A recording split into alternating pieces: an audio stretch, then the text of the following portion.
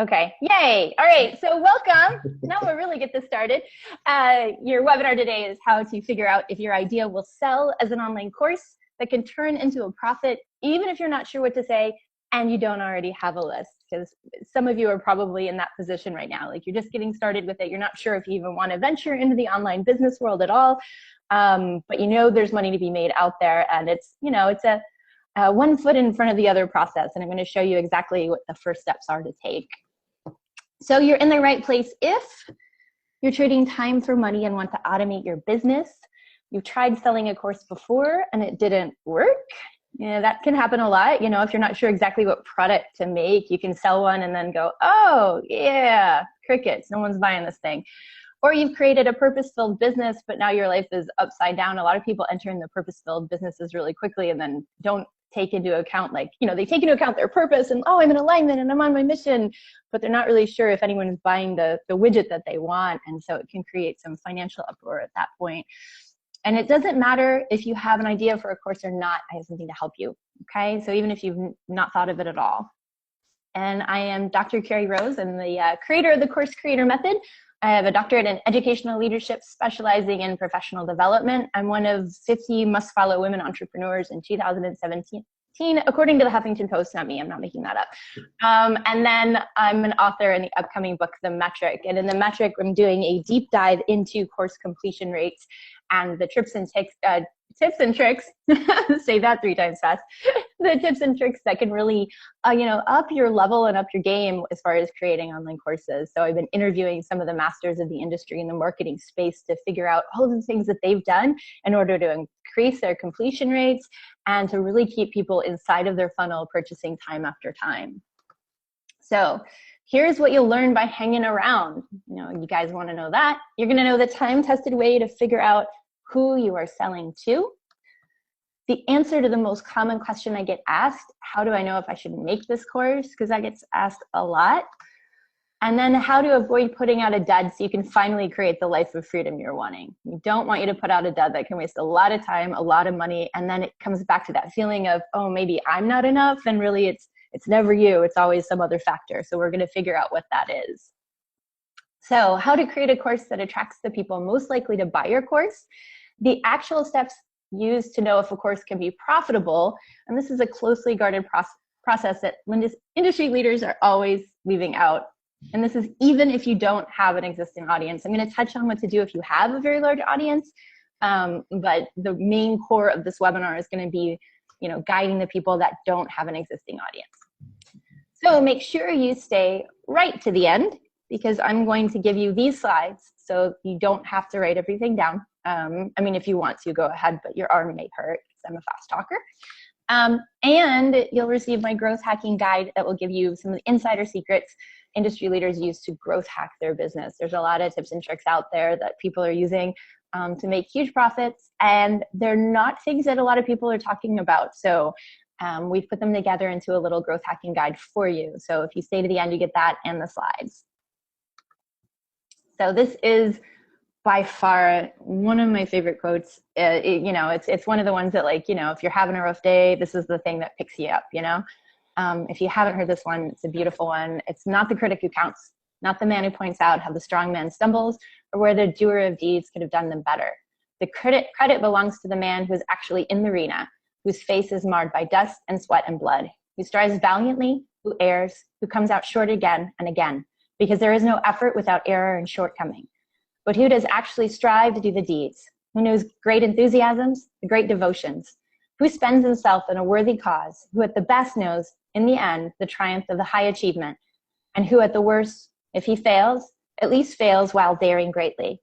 So that is his place shall never be with those cold and timid souls who neither know victory nor defeat. And that, of course, was President Teddy Roosevelt. And I know if you're on the call today, you can probably relate, or that probably resonates with you also, because I know that if you're trying to make your life better, if you're wanting something more for your family, wanting something more for your business, you've probably had some fumbles in there too, and you know what it's like to get back up. It's what's that quote from Batman? Why do we fall? To pick ourselves back up. It's like one of my other favorites.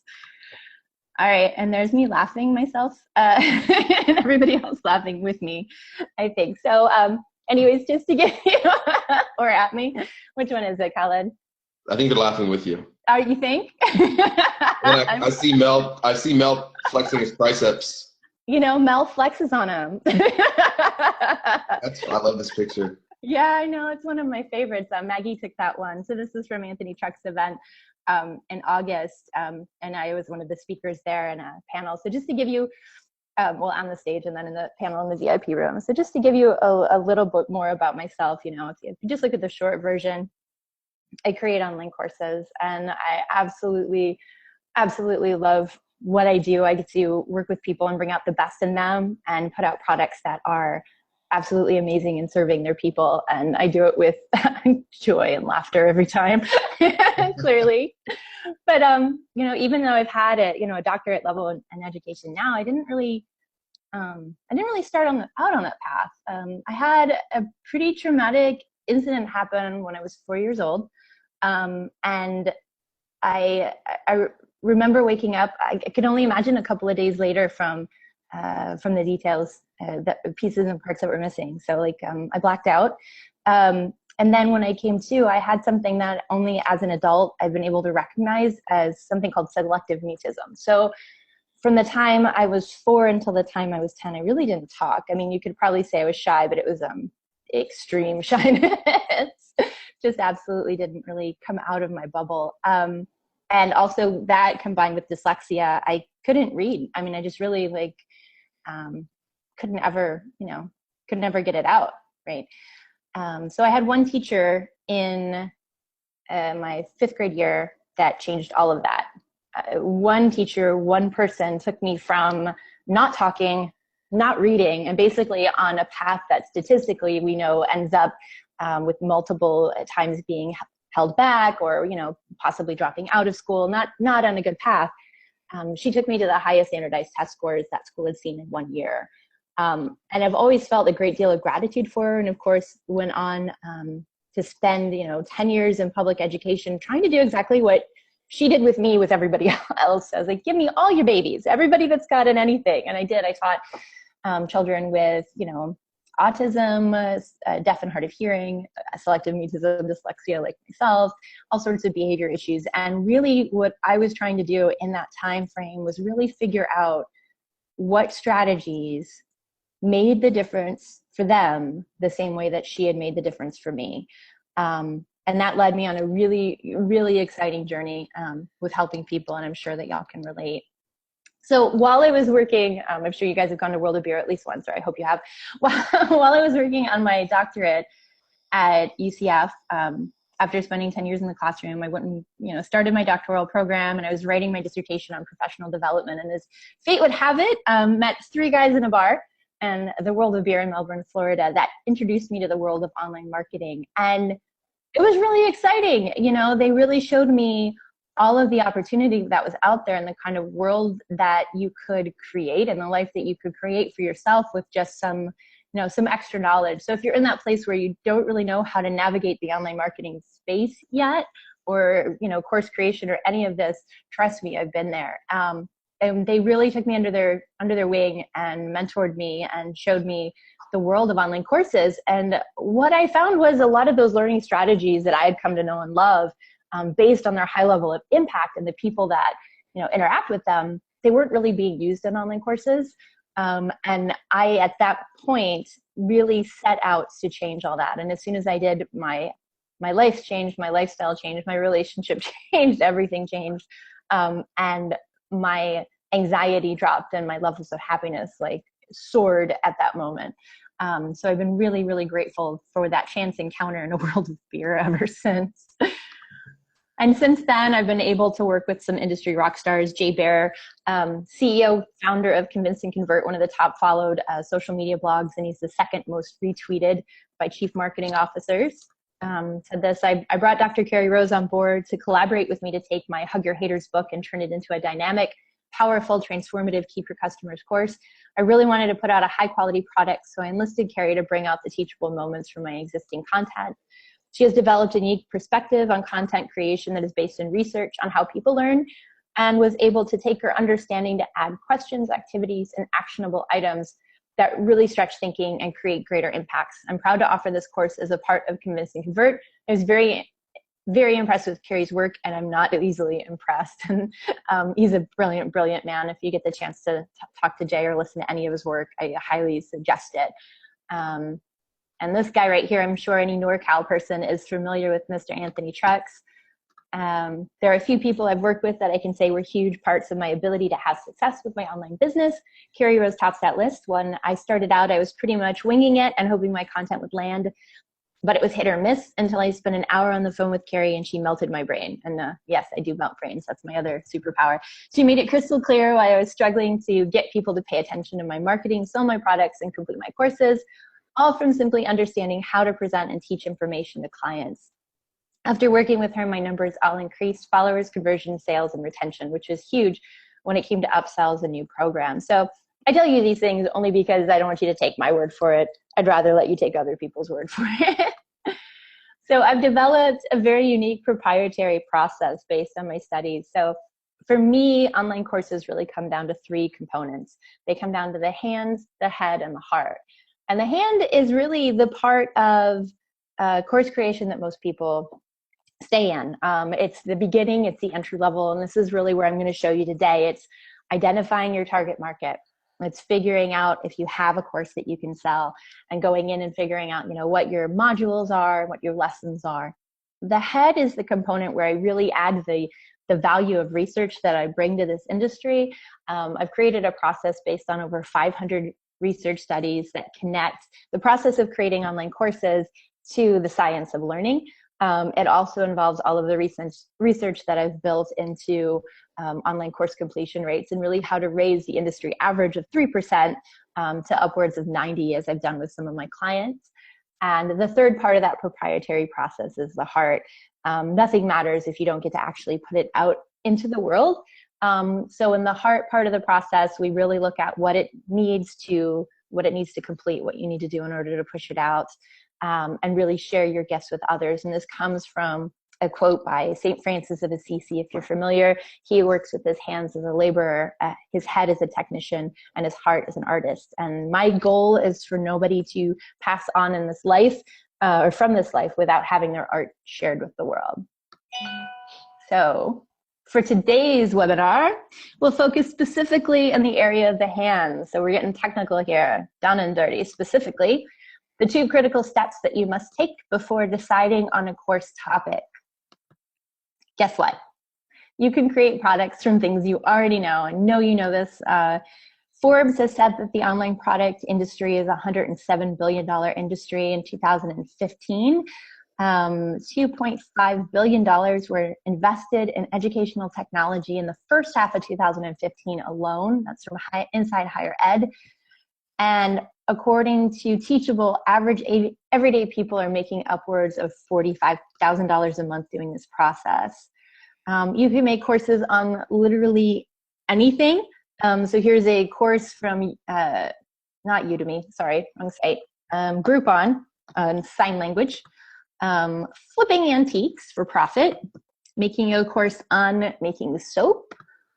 Okay, and here's one teaching photographers to go full-time.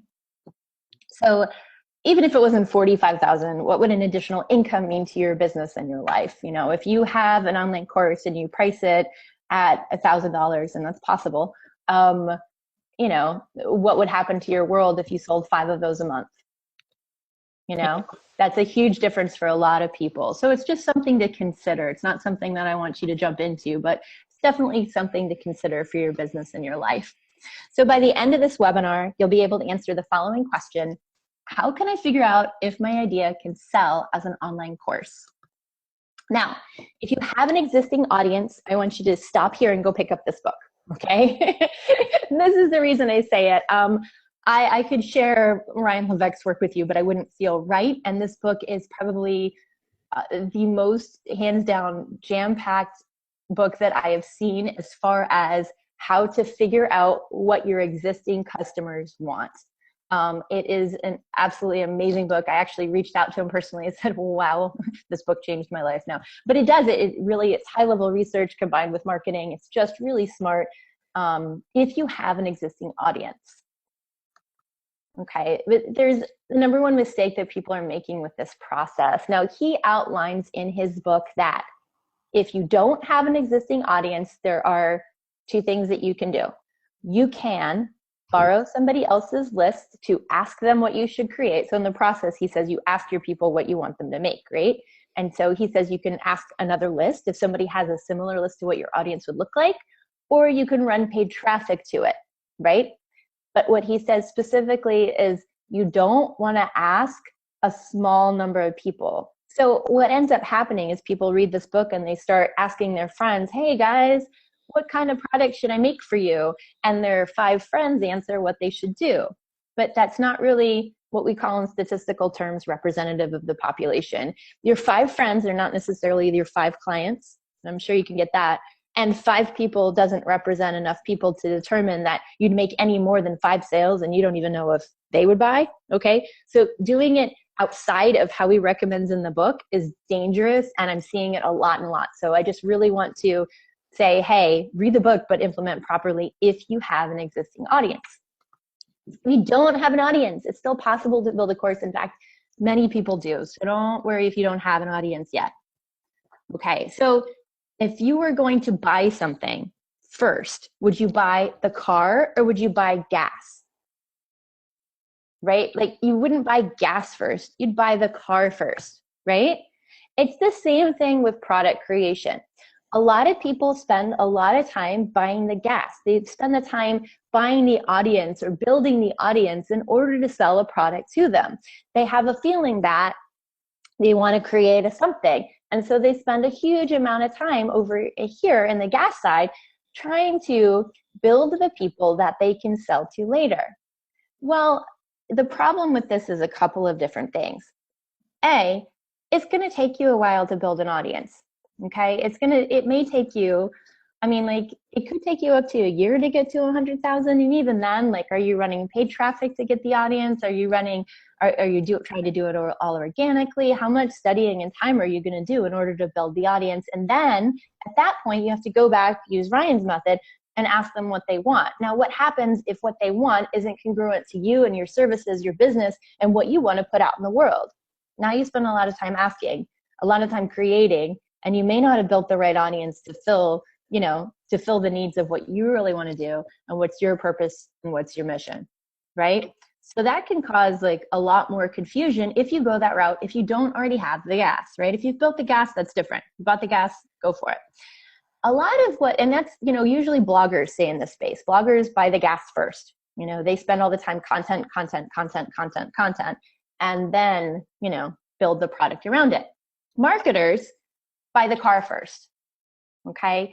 Marketers buy the car first, meaning they create the product. They create the thing that they're going to sell. And they're going to use the process that I'm going to show you here in a minute. So they buy the car, and then as they build the audience, they're putting the audience into the car. They're putting their audience into their marketing funnel. They've got their product ready to go, and they have the opportunity to sell. So step 1 in this process, so if you don't have an audience, the first thing you need to do more than anything else is you're going to have to go through a process of identifying your target market and really narrowing down who you want to work for. Now, this process is going to help you with your advertisements as well as your course creation, as well as your upsells. Like everything has to be congruent and they all have to talk to somebody. I'm going to show you this video if you haven't already seen this. I know this is in the fitness industry, and I messaged Caleb with it the other night. This video really, it is on point as far as you can tell exactly who this guy is talking to. And this is just, I don't know, this is just brilliant as far as video content marketing. So I will play that for you as soon as it opens on my Facebook. You like my song, Colin? Yeah. All right, where'd it go? Come on, yo, press play.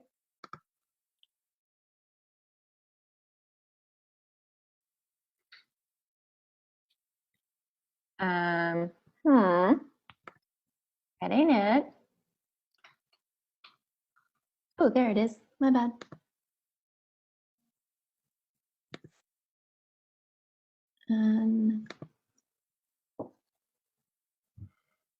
There we go. Oh, sorry. One moment.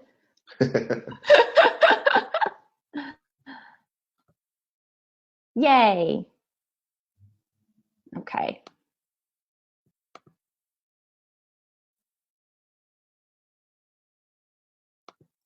So for some reason, the internet is going a little slow today. Khaled, can you still hear me? Yeah. Okay, perfect. Let me just see if I can get this thing to play. Can you hear the volume on that? No, it's muted. It's muted, you got to unmute it on the. See how it's. Yeah, thank you. There you go. There we go. So I can't hear it on my screen. You can't? No. No? Yeah, Steph. Yeah, we can't. There we go. Okay. What I will do, we can't get it to play here. Can you hear it now? Yeah. Okay. Checks into assisted living is because they can't get off the toilet. Because they can't do a half rep of a body weight squat to get off the toilet. And so they have to have someone taking care of them.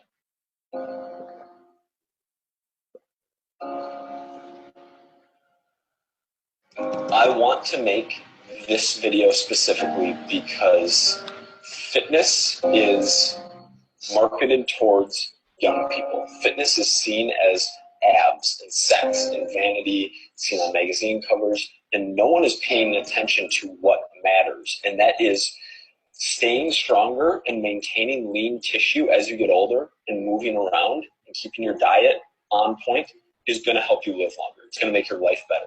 I'm not feeding you with bullshit either. This isn't like, I don't want this to be a hypey video. I have trained an 89-year-old man in the gym and helped him modify his squat to strengthen his quads and his hamstrings and his butt so that his knees hurt less when he walked, so that he had better lung capacity, so he felt better when he was moving around. This is real. I've trained a 68-year-old woman via the internet who, over the course of 3 months, lost 12 pounds, gained a tremendous amount of strength, and if she can continue building those habits and continue implementing those habits, she is going to be better for the rest of her life because of it. You have a huge advantage. You also have a huge disadvantage. My advantage is that I'm 28 years old. I have spring in my step. I have youth. I don't have an artificial hip. That's my advantage that you don't have. Your advantage is that you have grit. You were born in a generation that is completely unlike today's generation. Where you have grit, I was given everything on a silver platter. I don't have that hunger, right? You have that. You've had hardship in your life. You haven't been given things. That creates strength. Diamonds are built under pressure. You can do this, and you can dig to that piece of your body and of your soul that you have and put out the effort to make this change. The people who are so obsessive about it are chasing abs or chasing a butt, or they're 22-year-old girls trying to post stuff on Instagram, or they're dudes like us even just trying to get stronger and look better. But that isn't the population where it matters. Where it matters is the 57-year-old woman who's postmenopausal and whose metabolic rate is slowing down and who's gaining 6 pounds of body fat per year and who is going to lose time on the back end of her life, whether that means dying earlier, straight up, that's just what's going to happen. Having mobility issues, having strength issues, that is preventable. That is something that 3 days a week, 35 to 40 minutes of strength training, not powerlifting, not Arnold Schwarzenegger stuff, not steroid stuff, not picking up 500 pounds, literally doing what you can. That can be body weight, that can be modified half rep body weight work to keep your muscles and your joints strong. That's 10 extra years. That's 77 to 87 on your own, rather than having to live in this community that you don't really like. That's why this video has to be made. Because you and me and getting lean and posting it on Snapchat, that doesn't matter. The 58 to 97-year-old, that matters.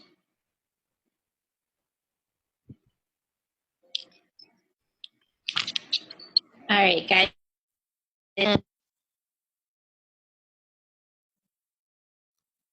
That you can tell, the reason why I showed it is the entirety of the content, you can tell exactly who they are talking to or who he's talking to. You can tell exactly why it matters. You can tell, that he has built out, at least for the purpose of this video, a very specific customer avatar. Now, I don't know the rest of his marketing funnel, so I can't say that this is congruent with everything else throughout. But what I can say is that for the purpose of, can't see the thing again. For the purpose of what he's done, that was done really, really well. One moment, please. Yay, got it. Okay.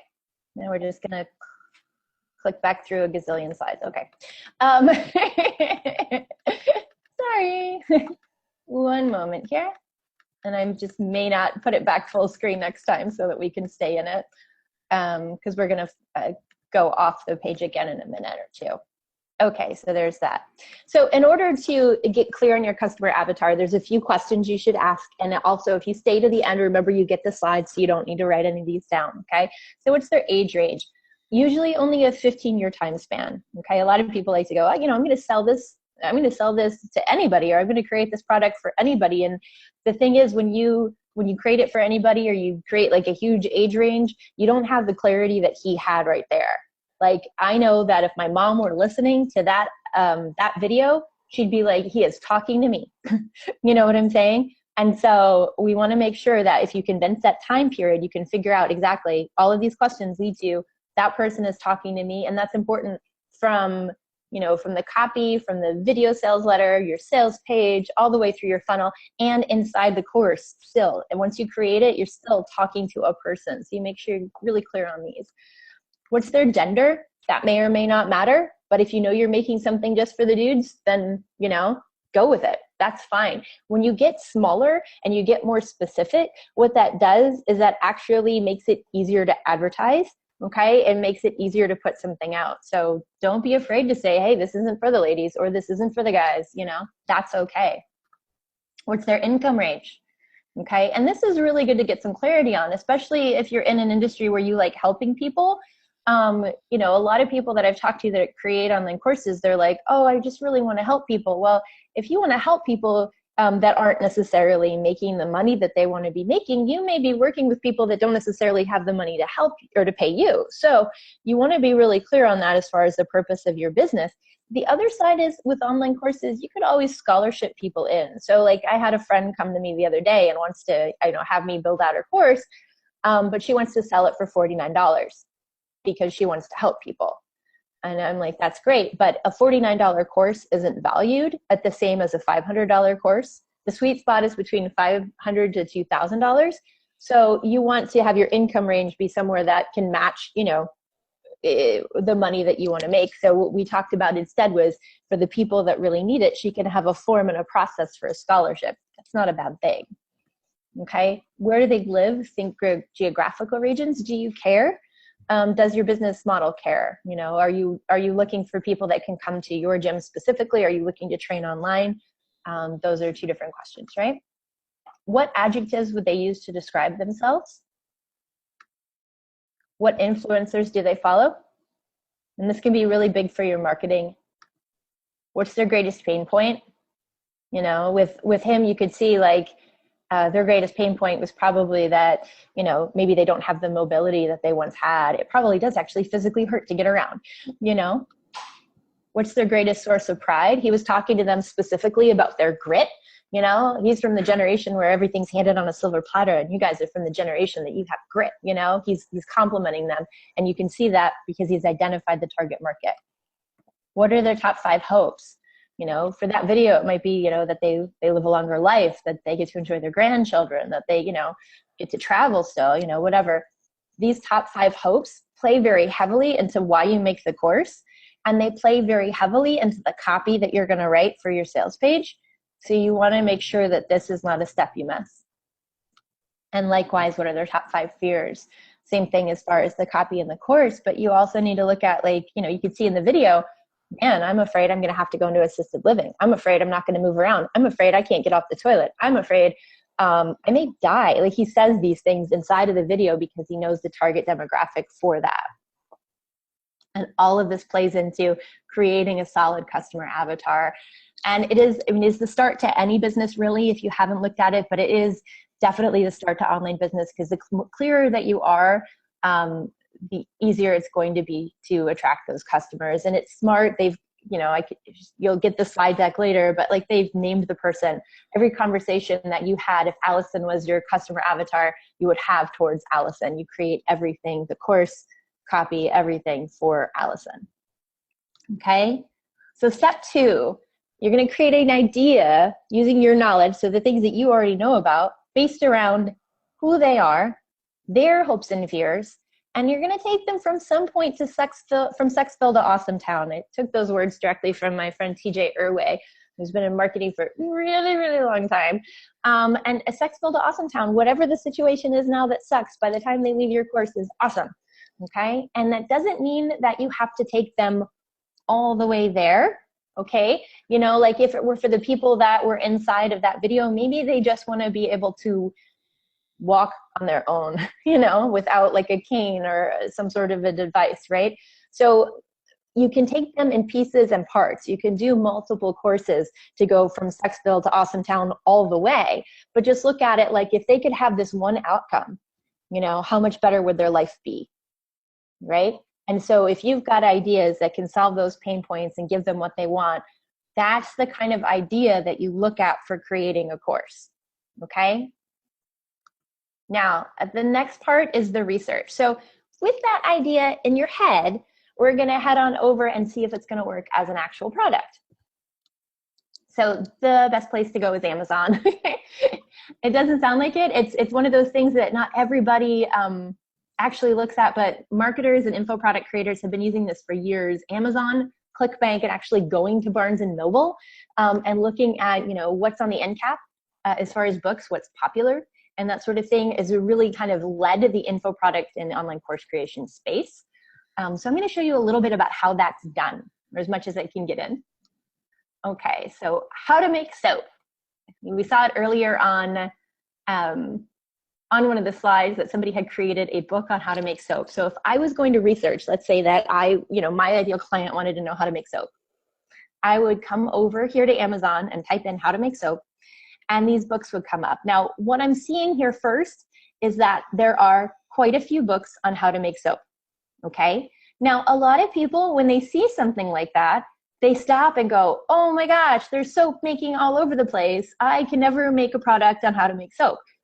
That's the exact opposite logic that you need to have when you're creating a product.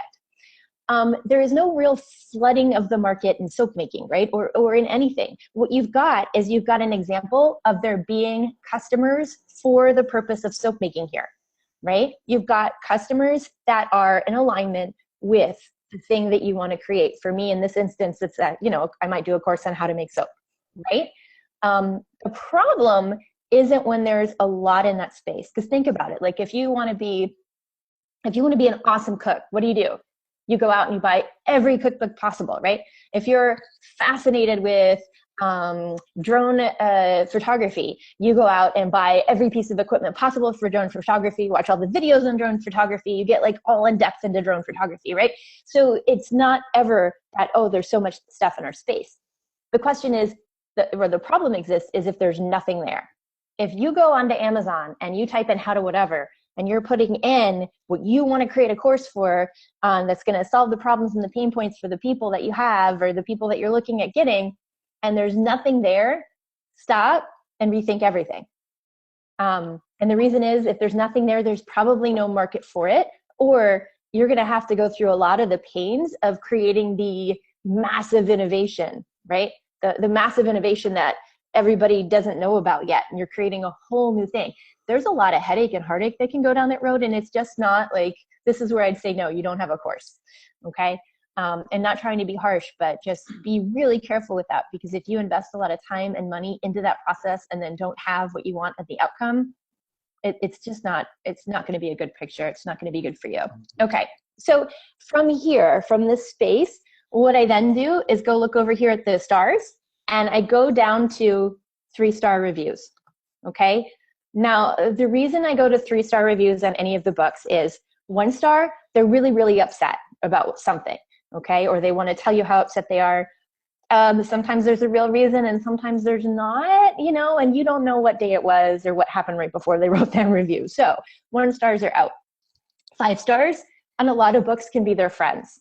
So when you're, a lot of the common thing when you're launching a book on Amazon is, oh guys, I'll give you my book for, whatever price, please go give me a positive review. I'm trying to, get buzz or whatever. And their friends will rush over. And so that doesn't necessarily mean that those are accurate. And even if they are 5-star reviews, it doesn't show you the next part, which is what's missing. Okay.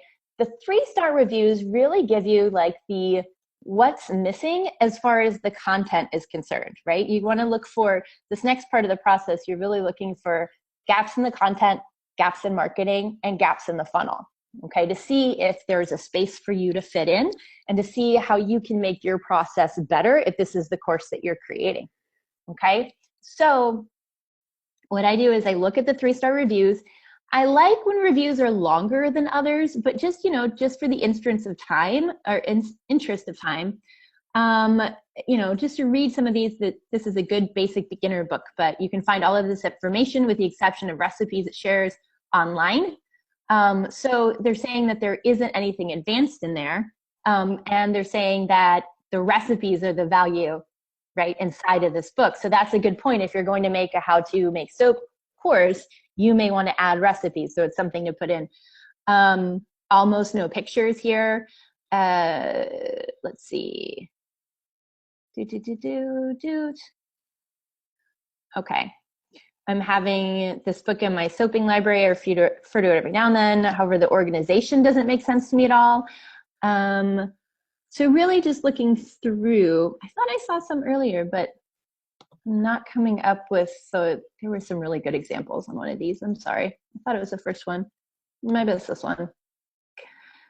But what you're really looking for here is there a piece or a part? Is there an exercise that's missing? Some of the exercise ones that I looked at were like, hey, this gives a lot of recipes, for how to, nutrition, but doesn't give really good examples of which exercise you need to use in order to have that outcome, right? So you start reading through and looking for where the pieces and parts are missing and where's the content. I was looking at one the other day that was like how to write a book, and it was saying that this book was great as far as like the process of writing a book, but when it got into the point of like publication, it was missing information as far as editing. It was missing information as far as like any other site other than how to get it published on Kindle, right? So reading through these, you can start to figure out what's missing.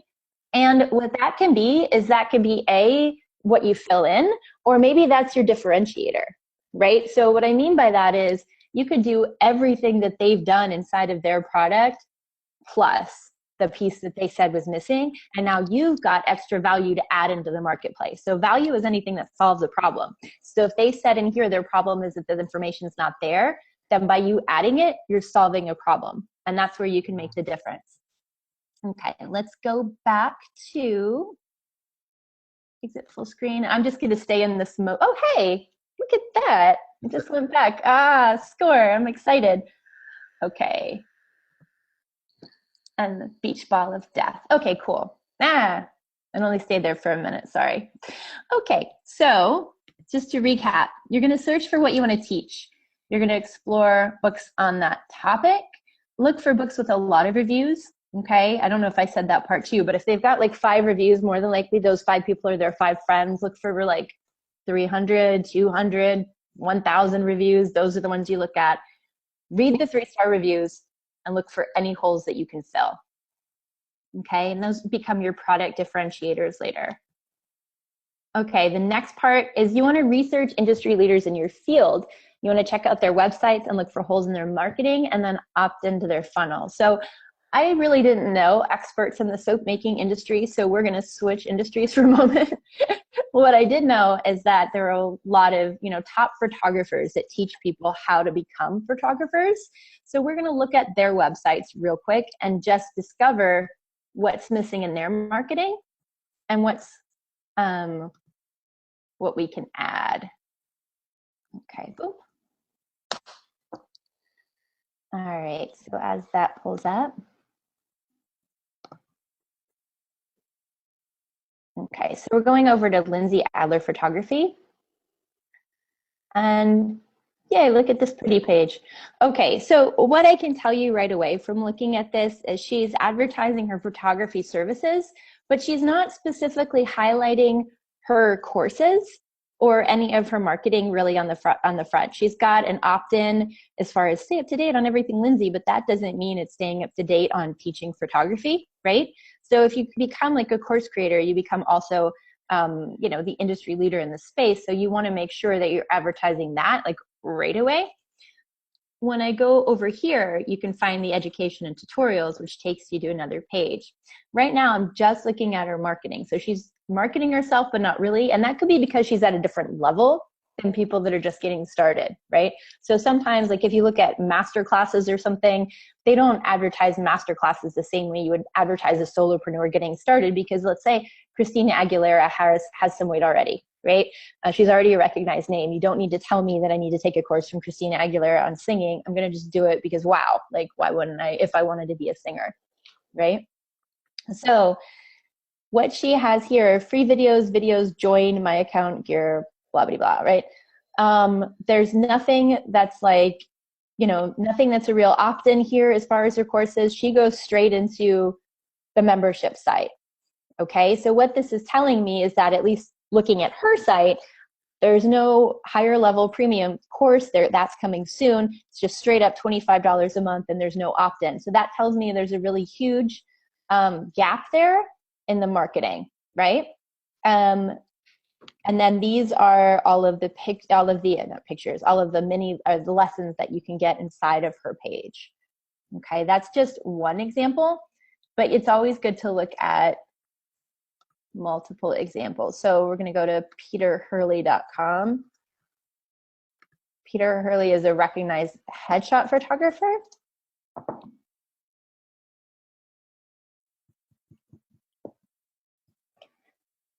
And again, when I look at his page, there's no opt-in form right away.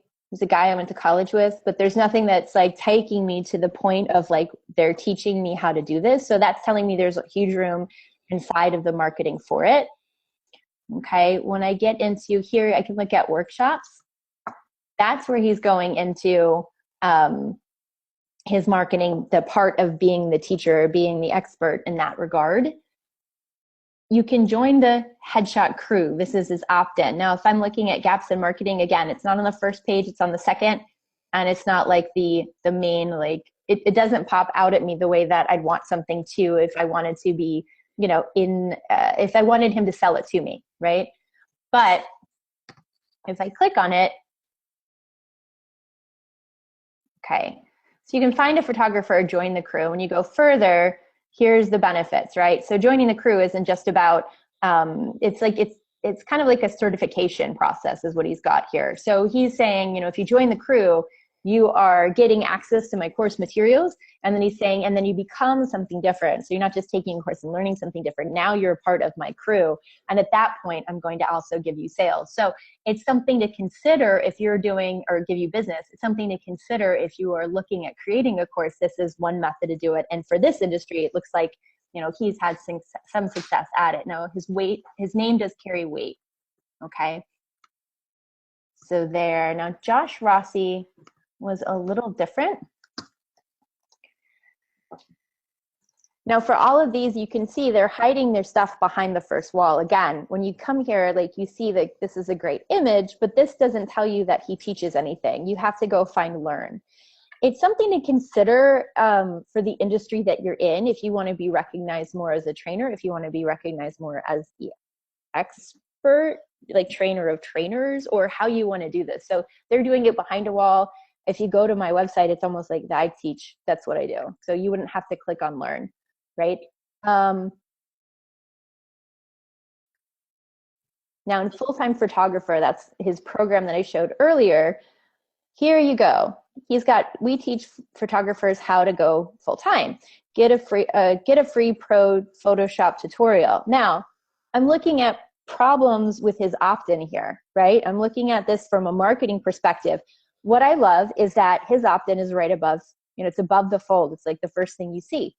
What I have a problem with is, if I want to learn how to go full-time as a photographer, I would hope that I already know Photoshop, right? So it's not necessarily speaking to the needs of the person that's entering into his site.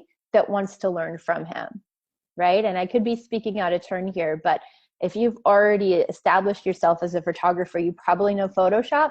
So it might be a different lead magnet that gets you. But again, that's a potential hole in the funnel, and that's something to consider. Now, if I was going to do this, if I were you, what I would end up doing is I would opt into it. I would immediately opt into this funnel. In fact, if I was going to research to create a course, every one of these opt-ins that I had the possibility of doing, I would opt into it and potentially buy the course, and go all the way through. And the reason is you get to see a lot of the stuff that you wouldn't necessarily see just by looking at the websites. You can see what their copy looks like. And a lot of times the copy even can tell you, what angles they're hitting with the course, how they're selling the course, and different parts that you could add that's benefit as far as the content. And you can see where they have holes. Like the other guys didn't have like lead magnets. Well, that's a huge hole, right? You only go straight to the tripwire. You only go straight to the part where you're asking for money. That can become a problem, right? So I'm not sure. Well, I don't want to keep you guys too long on this. But as you go through, you can start to see like where the problems are and where you can fix them. So you want to read through all of the email copy and offers that come your way as a result of your opt-in. You also want to track the ads you see on Facebook as a result of your being on their website. So you're looking for holes in marketing at this point, right? If I go to a website and I'm not pixeled, there's a problem with their marketing just in today's age. So a pixel, just to go over that, Facebook has the option of giving everybody cookies. It's kind of like, have you ever gone to Amazon and you go to buy something and then all of a sudden you didn't buy it, but you're seeing ads for it? Or you go to a website and then all of a sudden they're following you everywhere? It just means that they pixeled you. A lot of people are like, oh my gosh, Facebook's like the NSA. Like they're following me, they're everywhere. How did they know I ate at this restaurant today? Well, you probably checked out their menu. And they have a pixel on their website, and now they are sending you advertisements, to follow up with you and make sure that you become like, their customer and in their space. So if you're not seeing ads on Facebooks after being on their website, that's another hole in marketing that you can capitalize on. Because remember, you've already figured out there's product potential here. And now if you're seeing holes in marketing, there's a lot of product potential, right? If people are missing things as far as the funnel, if they're missing things as far as the marketing, that's huge room for you to come in and capitalize on it. You want to purchase their products. You want to consume them. And this is not to plagiarize them. Like, don't take somebody's content and use it. Bad. Like I just said with the ask method, like I pointed you to the book. Like I'm not trying to teach Ryan's process. But you want to look for what's missing and what you can capitalize on. And if you have ideas and you have knowledge, then you'll be able to see where those holes are, and you'll be able to see what can help people and make yourself stand out. Okay, so recap the whole process. You want to create your customer avatar, decide what would best serve them. It's never about you, it's always about them. And if you can keep that differentiator, you're going to go amazingly far. You're going to research holes in the content you start at Amazon. Visit the websites of industry leaders. Look for holes in their marketing. Opt in for their funnels. Analyze their materials. Buy their courses. This will cost money, but if you look at it, it could save you tens of thousands in the long run. So it's worth it, depending on your course, your budget, what your wife says, or whatever. And then next, test me on this. Go out immediately and apply this. I'd love to hear back from some of y'all, and then send me an email message and tell me what you found, or you can find me on Facebook. I'm in the group, so it's really easy to just, click send a message. You're leaving so much money on the table if you don't make a course. I hate to say it that way, but it's true. There's this great potential out there. People are buying them. They're not going to stop anytime soon. And it's just, it's not that hard. And frankly, if you make a course without testing the concept, you can seriously waste even more money. So that's the other side of it. Like if you create something, you don't have an audience, and this could really backfire for you. So I want you to make sure to use the process. Please, please, please remember, this is not theory. This is exactly what I did to prepare my course. It's exactly the same principle if you have an existing business or you're going to launch an online one. And it's been used by marketers and info product creators for like forever, but nobody talks about it. So what's this all about? It's about having freedom. It's about having additional revenue streams for your business. It's getting rid of the feeling inside of you that says I can't, or I'm not enough, or who would buy from me. You know, if you know that there's a market for it, then it's never an I can't, it's never an I'm not enough. It's people are already buying this. Why wouldn't they? Right? And then finally living up to the person you're meant to be and your true purpose. All of this is in alignment, and it's not that hard to do. So I'm not sure why you showed up today. It may be because you're fed up of not having the life you want, and maybe because you want to start your own online business and leave the salt lines, or at least limit your time there. And perhaps you're just not where you want to be and want a bit more freedom, money, and time. So I hope you really get this one thing. I really have found the secret of that thing and that life you really want, and going on my journey and discovering the world, of online courses utterly changed my life. And it's something that you can do in a process. Sorry, I should delete that part. So the obvious question is, how do I apply all of these amazing gifts I have in my life and my business? You really have a choice. You can do it slow and try to figure out those things yourself with the stuff I've taught you today. You can do it quickly by joining a community of badass entrepreneurs that are rocking it with online courses. And I'd love to invite you today to join, of course. It's my online community, and you can ask any question you have. And there are about 250 badasses in there. The group started a week ago, and from that room, you can pretty much reach anybody on the planet. It's just an amazing group. I'm not kidding. Like, honestly, there's a first contact to Oprah inside of that room. So show up, be awesome, and ask away. If you have any questions that we can help you on this journey, we'd love to. Nice job. Thank you. You're welcome. That was awesome. Does anybody have any questions? Or I think if you click in the chat box, can you see it on your screen? I don't know. Steph had a question, and it's about so using Amazon and industry leaders is really awesome. I think that's a really good. I didn't even know the 3-star tactic on Amazon, so I was even yay! I learned something. Awesome. So her question was, what about when there's a huge gap in the subject you want to cover, like training a special population or kids? Like, do you still use those same tactics to find out those gaps, or is Amazon the right place, or is that more like you got to go to ClickBanks? Like, where do you go for that? I would, if you're not seeing it on Amazon, check ClickBank. If you're not seeing it on Amazon and ClickBank, check Barnes & Noble. But Barnes & Noble is going to probably mirror Amazon. It would just, for Barnes & Noble, I look at it more as in, what are they putting on the end cap? Like, if they're putting things spaced out, those are the ones that are selling higher.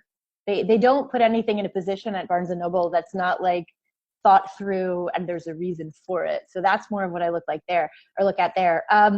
If there is nothing in existence, it can become really hard. So you may want to look at, instead of, is this thing being made for this audience, look at what else is being made for that audience, and see if there's any congruency between what you want to make and that extra piece. I'm talking to Khaled's face down at the bottom of the screen. So I'm like, talking to the bottom of the screen. Okay. I had your face down there. I'm like, so it's like this.